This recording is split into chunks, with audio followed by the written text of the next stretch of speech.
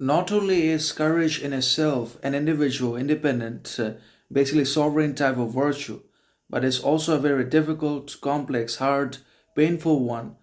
to successfully cultivate, develop, actualize, and also apply it consistently and constantly in our actions, behaviors, habits will be very difficult, anyways, in one or another, just as independence and discipline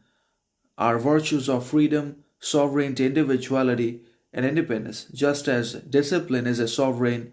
and an independent virtue that needs to be cultivated and earned and actualized separately, individually, and it's very difficult, anyways. Similarly, courage is an independent and an external virtue to the human nature, anyways,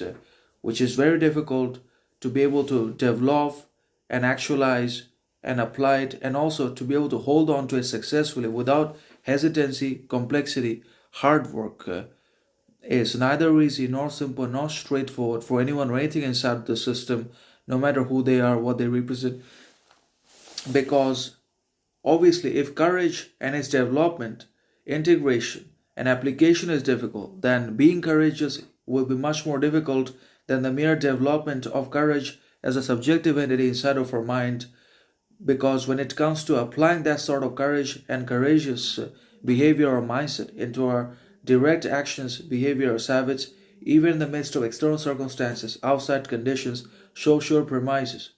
by being regardless or irrespective of external hindrances and basically outside barriers, public criticism, that will be difficult, hard, painful, anyways, for anyone to actualize, no matter who they are, what they represent. But then again, it is also very true that if we have not cultivated and earned courage as a separate, independent individual virtue in our lives, and if we are not being courageous,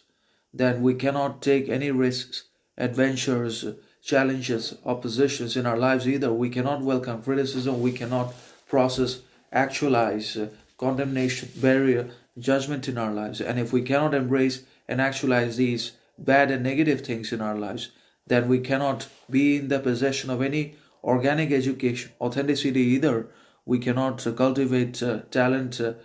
and originality, and we eventually also won't be able to accomplish greatness, distinction, and admiration, recognition from ourselves as well as from the others. If we're not courageous enough to take risks, if we don't have courage in ourselves because we have not developed it, we have not earned it because we have not integrated the shadow, because we're constantly governed by the unconscious content in ourselves which we refuse to see in us, we deny it, but then again, it's all already always there in one